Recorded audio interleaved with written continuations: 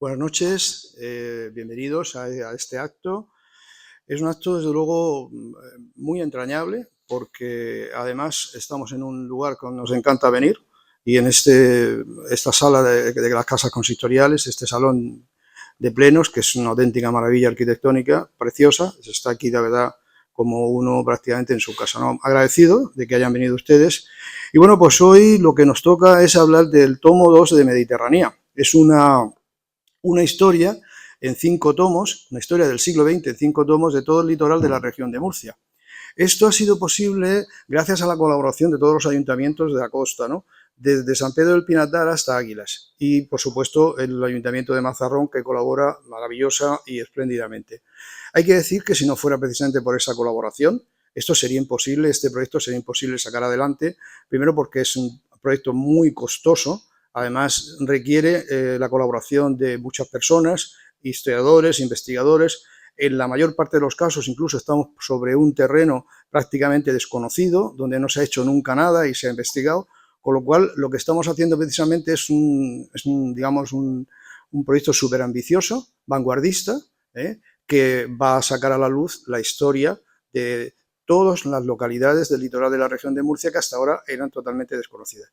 E insisto que eso se lo debemos gracias a la ayuda de los ayuntamientos, como en el caso del Ayuntamiento de Mazarrón, a cuyo concejal le doy las gracias, está aquí a mi lado, y le paso a continuación la palabra. Muchas gracias. Bien, gracias por la asistencia a la presentación, como se ha dicho, de este segundo tomo de Mediterránea, de la historia del litoral de la región de Murcia en el siglo XX. Estamos ante este segundo tomo, donde se va a tratar sobre la dictadura de Primo de Rivera y el final de la monarquía de Alfonso XIII, y un libro pues que trata sobre la coyuntura económica, social y cultural en los años 20 en la región de Murcia y sobre todo en el litoral de la región de Murcia. Nosotros, el municipio de Mazarrón, aparecemos pues gracias al desarrollo por parte del historiador Diego Victoria, que a continuación nos va a sumergir un poco más dentro de lo que es este libro, y donde pues analiza con máximo detalle pues aspectos de la historia enmarcados en esos años 20, y lo que hace pues gracias a este libro enmarcar en un contexto en los años 20 a nuestro municipio. Pues yo, sin más, agradecer vuestra presencia y agradecer a Diego Victoria que vuelva a contar con nuestro municipio. Como bien han indicado, son 5 tomos. Esperamos, creo que para este próximo año, ese tercer tomo, y por supuesto estamos abiertos a la colaboración, como no cabe duda, siempre y cuando nuestro municipio pues sea parte de esa cultura y de esa historia. Sin más, pues dejo la palabra a Diego Victoria, que detallará más en fondo lo que significa este nuevo tomo de Mediterránea, y nos contará en qué parte se encuentra Mazarrón en este contexto histórico. Muchas gracias.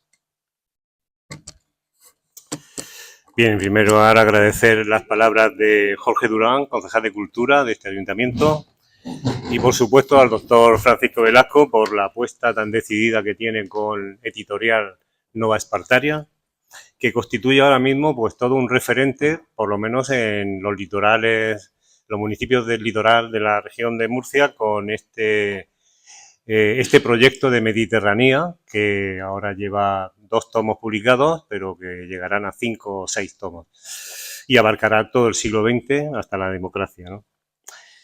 Bien, como ha dicho el concejal, pues nos vamos a referir a los años 20, que coincide con el periodo de la dictadura de Primo de Rivera y el final de la monarquía de Alfonso XIII.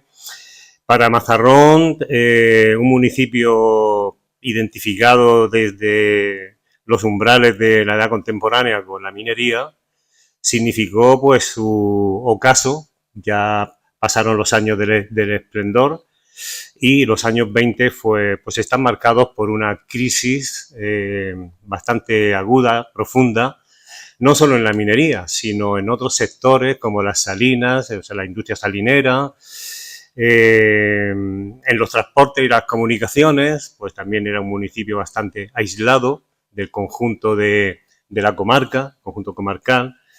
Por lo tanto, ese va a ser un poco el referente principal. Una década bastante caótica, por así decirlo, desde el punto de vista social, político, económico y cultural, aunque sí hubieron destellos culturales importantes que luego nos referiremos a ellos. Mazarrón, como decimos, entró en decadencia en la década de los años 20. Atrás quedaban pues los recuerdos de aquella época de esplendor, con extracciones de importantes masas de galena, de la famosa mina Triunfo, los grandes beneficios del coto Paciencia, del reputado lomo de Bas y del coto Fortuna, propiedad del acaudalado hombre de negocio Francisco Vera Vivancos. Mazarrón, en esa década, solo podía exhibir como recuerdo de su pasado esplendor minero las casas derribadas, que fueron muchísimas. Al emigrar los obreros, la población trabajadora, pues las casas, como pasó en La Unión y pasó en muchos municipios mineros de la región, pues derribaban las casas, arrancaban las ventanas, o sea, las rejas de las ventanas, en fin, quedaba prácticamente el poblado, pues, más o menos desértico, ¿no? Luego nos referiremos a que la población de Mazarrón en estos primeros 30 años, de 1900 a 1930, 40, pues perdió casi una tercera parte o más de su población.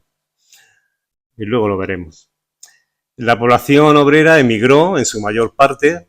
Ahora veremos los datos de la población, del descenso poblacional, y como característica principal de la mayoría de los que quedaron, así lo dice el que fuera médico de Mazarrón, Ginés González Ballesta, en el diario Levante Agrario de 1926, que allí pues solo quedaron pues el alcoholismo y el analfabetismo, es decir, marcaron la impronta de esa decadencia social, aspectos tales como el alcoholismo y el analfabetismo, que también veremos más adelante.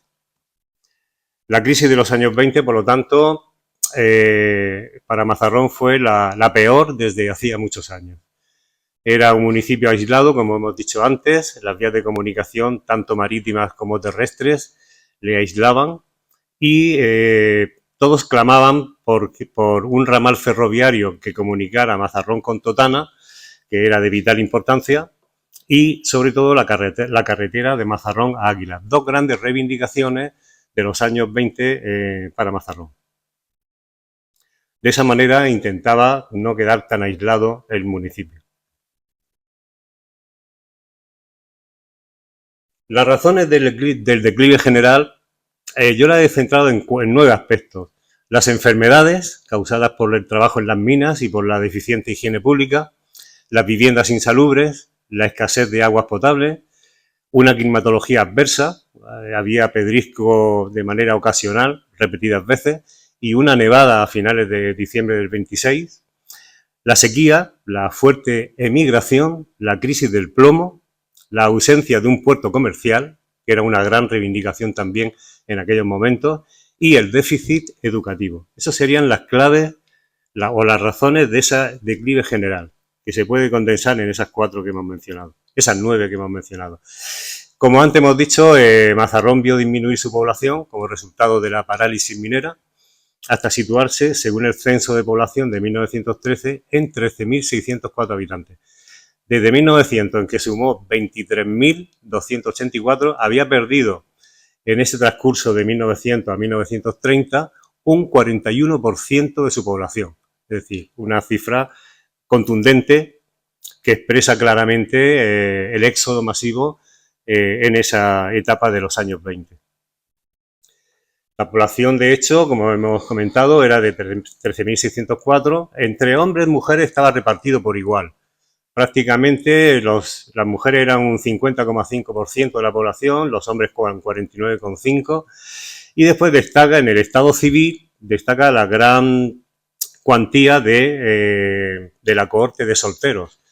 solteros, solteras. Es decir, que había un 56% de la población, que era una población joven, y la mayoría, pues como venían de aluvión de otras cuencas mineras, pues era población joven y por lo tanto, pues un 56% estaba solteros, 37% casados y, cosa importante, un 5% mujeres viudas. También por los accidentes laborales que se daban en las minas, por supuesto. Pero esa cifra pues llama la atención porque se aproxima a casi más de 700. La escolarización atravesó también por graves inconvenientes. Era una época muy depauperada y por lo tanto en la escuela pues no se hicieron grandes avances. No obstante, sí que Mazarrón gozó de escuelas graduadas y el puerto de Mazarrón también. Fueron las dos únicas excepciones. El resto de las pedanías pues tenían escuelas, pero en unas condiciones muy lamentables, ¿no? En algunos casos muchos escolares quedaban sin ser admitidos, ya fuese por el exceso de alumnos matriculados o bien por las malas condiciones que reunían los locales en la comarca minera. La profesión docente no debió ser del agrado de muchos maestros y maestras, ya que algunos llegaron a pedir a la superioridad competente poder dedicarse a otras profesiones, como la de practicante. Hubo casos, están documentados en el libro. En el libro también aparece una tabla con todas las escuelas y todos los maestros de aquella época, con su toma de posesión, su cese, en los casos en los que había cese o porque se iban trasladados. Es una tabla muy significativa porque da luz a ese periodo de cómo estaba la docencia, la escolarización en ese momento. Realmente en la escuela que tenía el Pósito de Pescadores probablemente fuera una de los edificios que mejor estaban equipados y al que acudían pues una población infantil a recibir esa enseñanza. Hay algunas imágenes de la época, son bastante explícitas, como esta que vemos aquí, con la indumentaria típica que llevaban los infantes, los maestros, y como hacían los fotógrafos de la época, en todo, prácticamente a nivel nacional, la fotografía siempre la hacían de manera muy, como vemos aquí, muy repartida, ¿no? Como en la imagen aparece un grupo a la izquierda, otro grupo en el centro y otro grupito formando con los arcos que hace la portada del pórtico de la fachada, ¿no? Y todo muy bien distribuido y son fotos muy significativas que cuando ahora las vemos conocemos de la grandeza de aquellos fotógrafos de la época.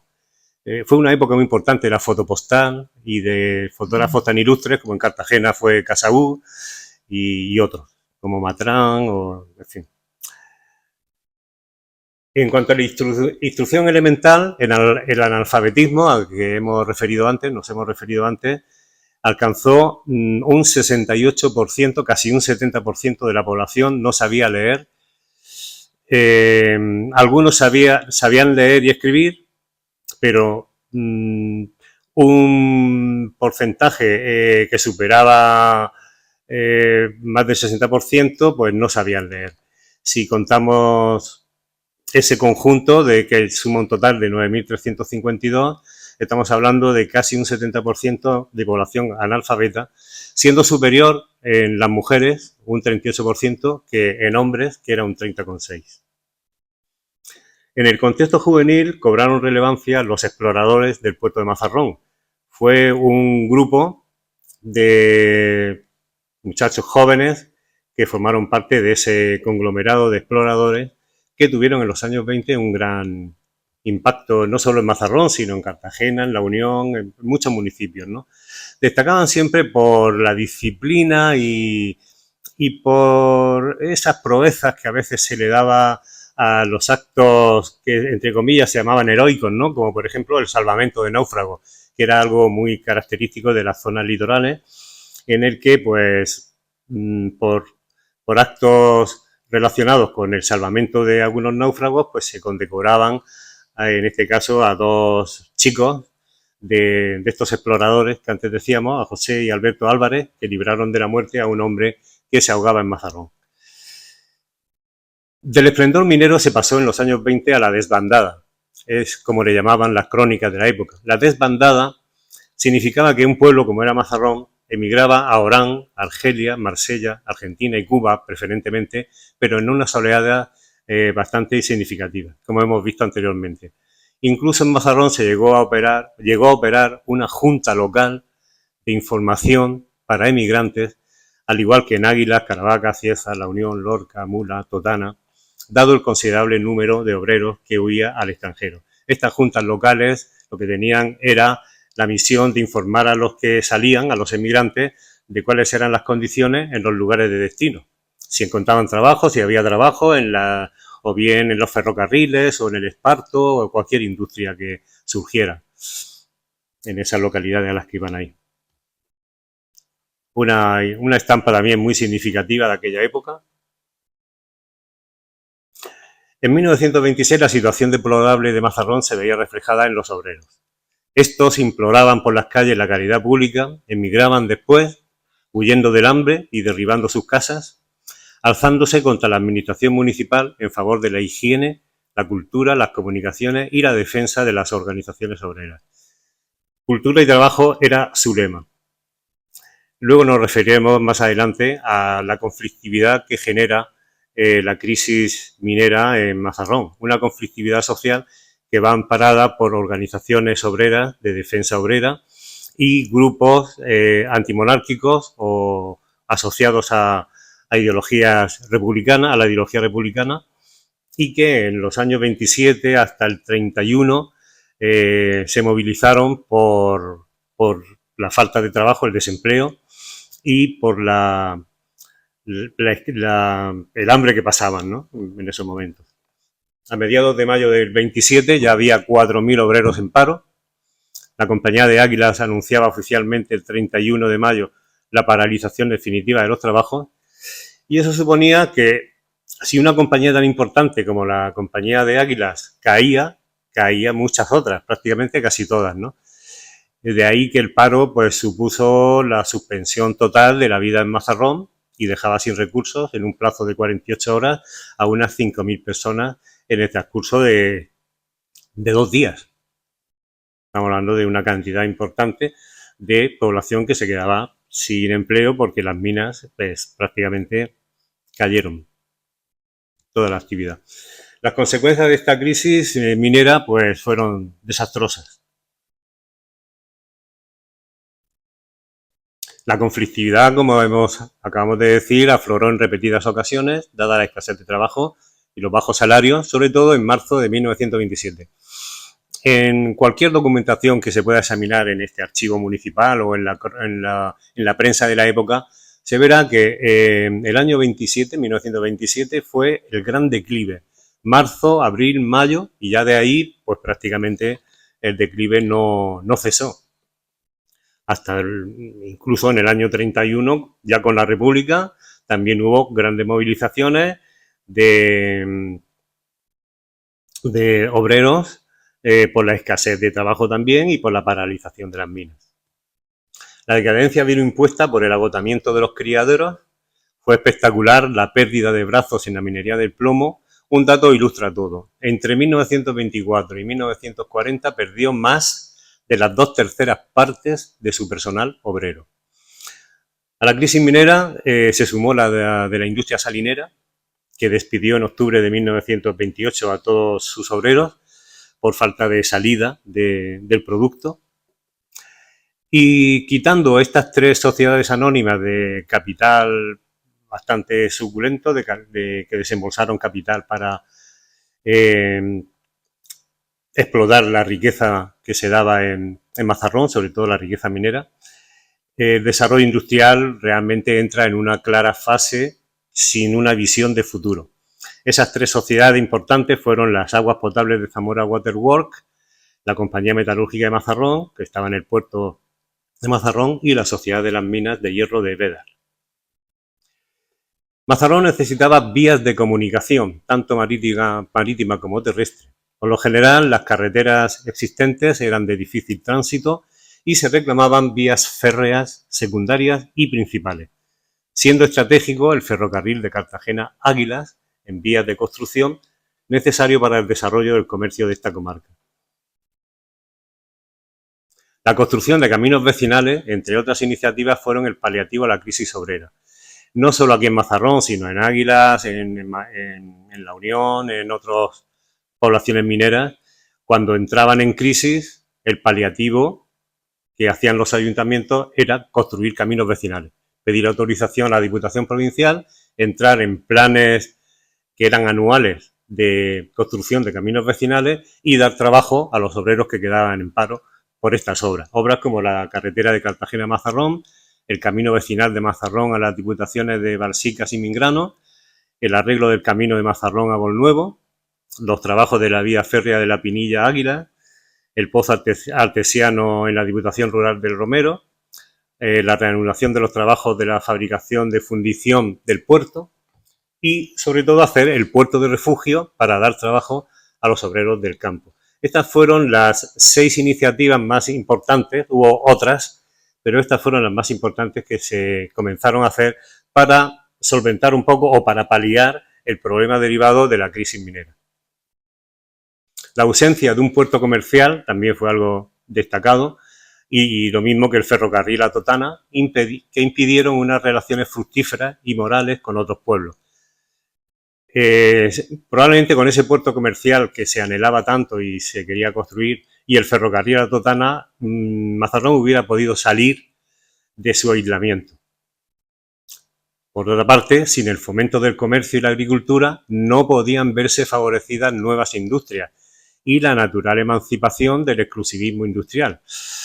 Se demandaba también el fomento del comercio y la agricultura para dejar de lado un poco la minería, que ya prácticamente estaba en crisis total. En Mazarrón se ubicó finalmente un puerto de refugio para embarcaciones pesqueras, al que llegaba un ferrocarril minero que enlazaba la sierra con el puerto, donde se localizaba la fundición de plomo Santa Elisa y unas salinas que eran las sales marinas, cuyos productos, junto a otros géneros de carácter general y agrícola, encontraban salida por la mencionada escala. El puerto se ubicaba en el extremo occidental de la Ensenada y contaba con una ayudantía de marina, perteneciente a la provincia marítima de Cartagena. Su aduana estaba habilitada para exportación de galenas, litargillo, que es el óxido de plomo, y plomos. Los puntos autorizados se situaban en Calablanca, Bedal, El Císcar, la Azoía y la Calera, por donde embarcarían el plomo argentífero y el hierro y desembarcarían carbones, minerales, cementos y maderas. Ya por último nos referiremos a la parte política. Antes de que llegase el golpe de Estado de Primo de Rivera, tuvo gran protagonismo el jefe del Partido Liberal de Mazarrón y abogado, Ginés Paredes Lardín. Realmente fue un ariete para la crítica que se podía hacer a los políticos de entonces, que estaban divididos entre conservadores y liberales, lo que eran partidos dinásticos. A él se le atribuye, a Ginés Paredes Lardín, una frase, a mí me llamó la atención, la frase de África empieza en Mazarrón. Fue atribuida a él para referirse al municipio como prueba de su retroceso. Entonces era alcalde Ginés María Navarro Zamora.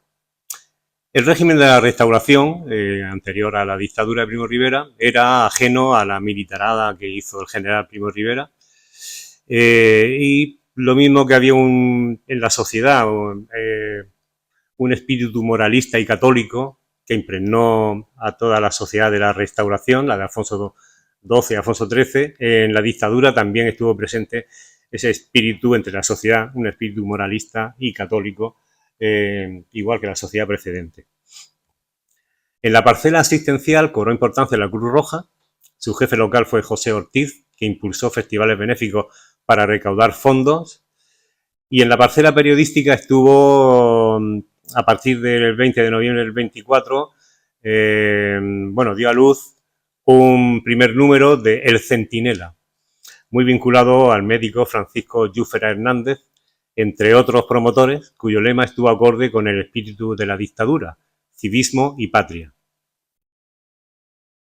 Las élites de Mazarrón formaron un entramado hegemónico y en ese entramado destacaron sobre todo profesiones médicas como los médicos y practicantes farmacéuticos que vemos ahí, abogados, es decir, profesiones liberales, abogados, notarios, profesores, y después una pléyade de propietarios, empleados, que eran funcionarios, gerentes de la fábrica de electricidad La Encarnación, corredores de seguros, consignatarios de buques, patronos de cabotaje, etc.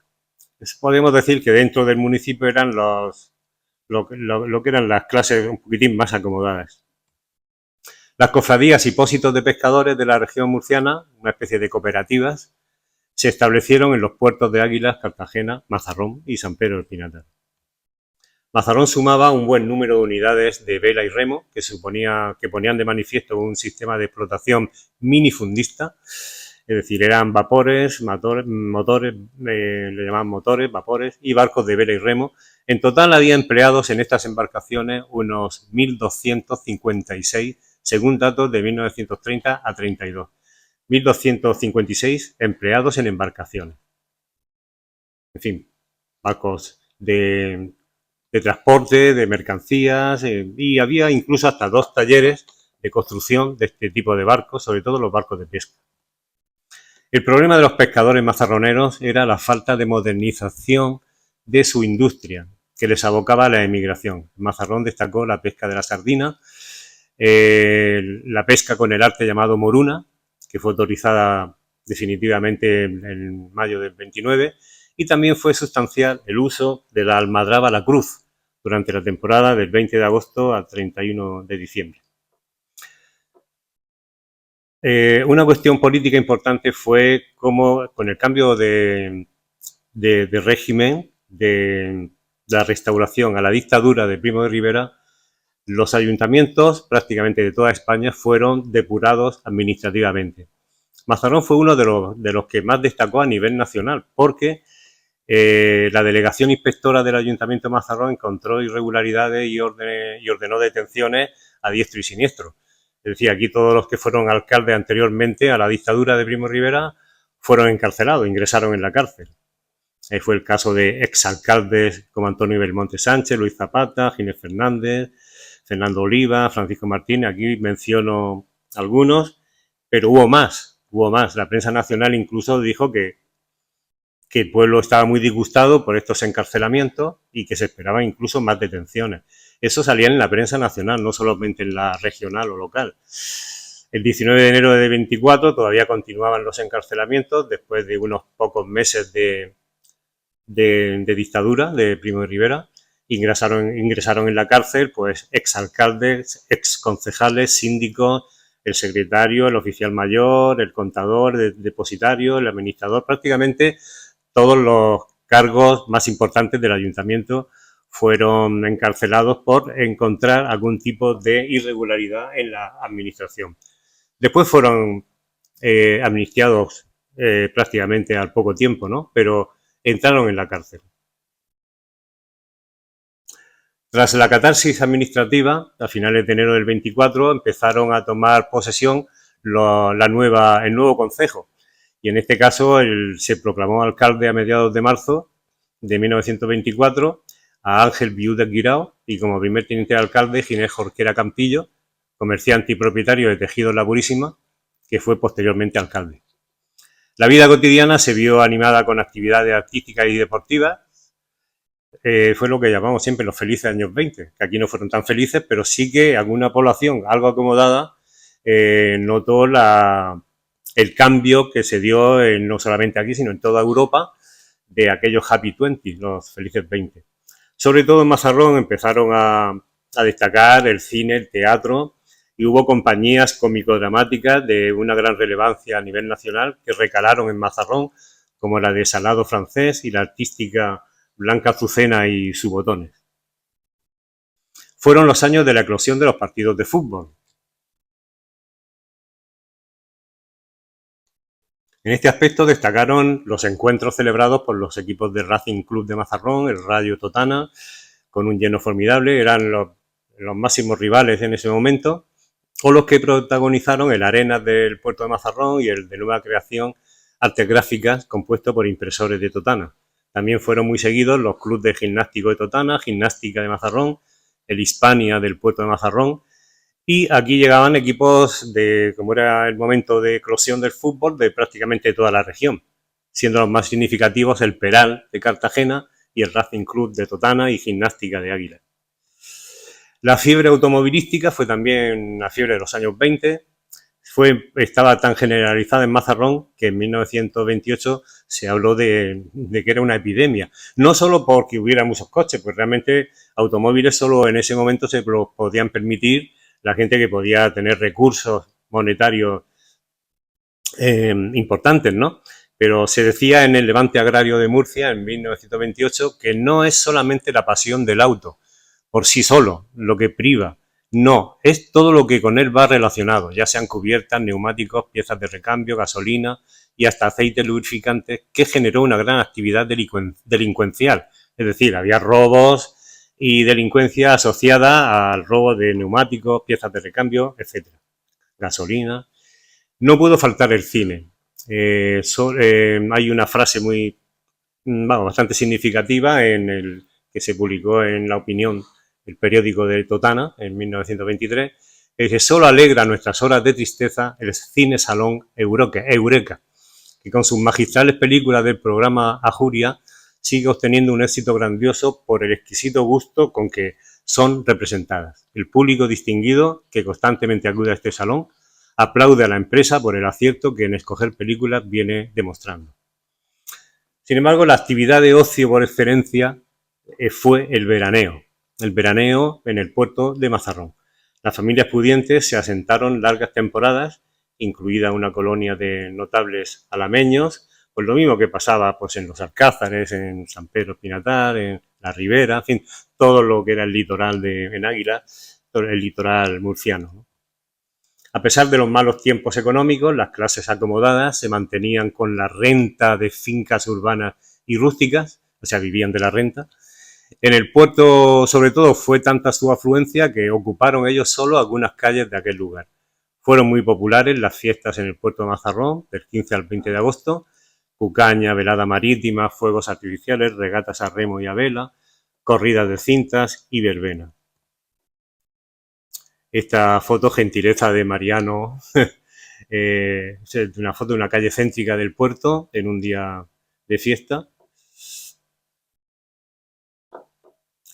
También se celebraba la Semana Santa.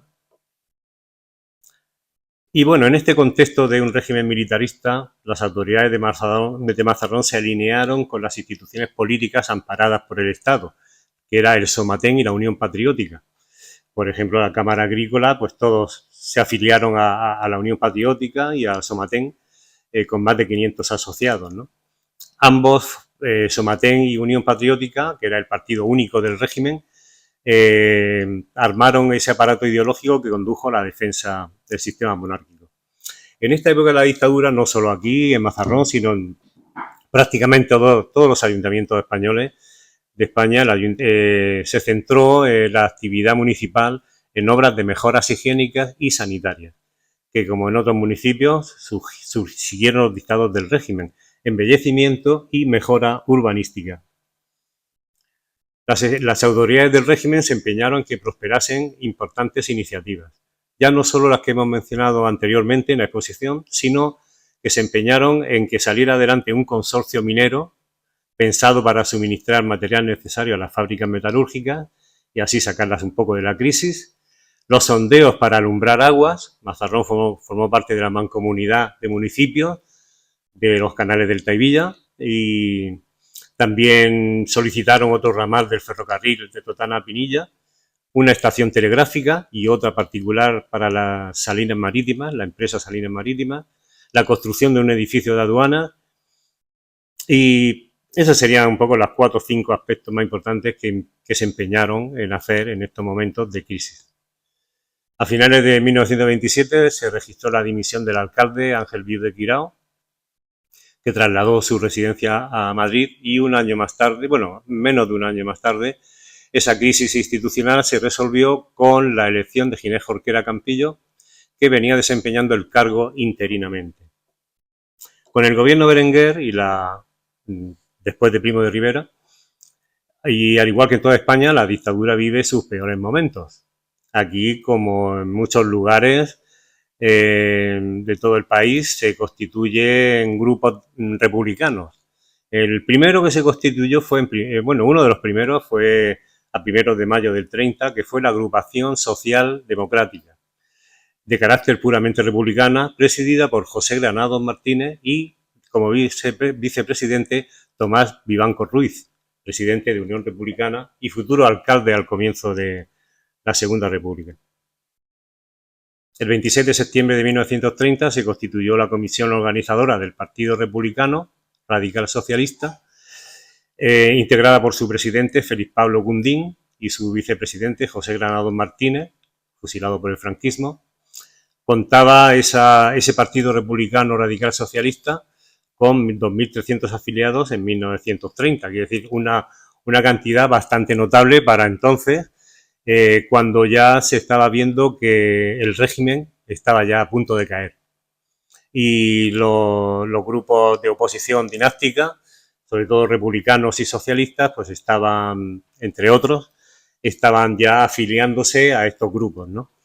En Mazarrón se registran en las noches del 20 y 27 de septiembre de 1930 sendos mítines pro presos por delitos sociales y políticos, ya que la dictadura había encarcelado a muchos sindicalistas o personas afiliadas a los partidos de izquierda, y por lo tanto se producen 2 mítines pro presos por delitos sociales y políticos muy importantes aquí en Mazarrón.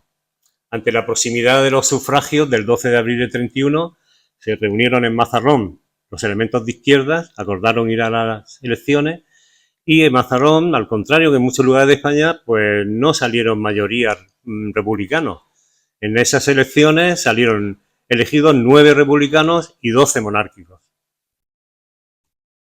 Una vez proclamada la Segunda República, los problemas para Mazarrón se enquistaron, agravándose la crisis de trabajo a 1 de agosto de 1931, cuando se suspendieron las obras para la construcción del puerto de refugio. El último día de agosto del 31, la gerencia del distrito iniciaba la suspensión de los trabajos en las minas Santa Ana, Triunfo, San Antonio, Talía e Impensada, quedando en paro forzoso 2.000 obreros ante la falta de demanda de mineral, con lo cual volvía a repetirse la misma situación que años atrás, desde 1927, con unas situaciones de paro forzoso que abarcaba miles y miles de obreros. El conflicto minero se solucionó en esos momentos porque hubo un acuerdo entre patronos y obreros por el cual la explotación de las minas iba a hacerse en comunidad, formada por todos los obreros de las minas antes mencionadas, con lo cual, ahora lo veremos, se socializan las minas o se colectivizan las minas. A 1 de noviembre del 31 estaba previsto el comienzo de los trabajos en las minas ya socializadas, en la cual, pues, con el beneplácito de los patronos, los obreros serían ahora los gestores de esas minas. Y para terminar, decir que, como esto formará parte ya del tercer volumen, yo no me quedo aquí, y decir que López de Goicoechea, un diputado por Murcia del Partido Republicano Radical Socialista, expresó el 7 de noviembre del 31 pública gratitud al ministro de Trabajo Largo Caballero por haber socializado el trabajo en las minas de Mazarrón y mejorar considerablemente la situación de los obreros. Y aquí lo dejo. Muchas gracias por su atención.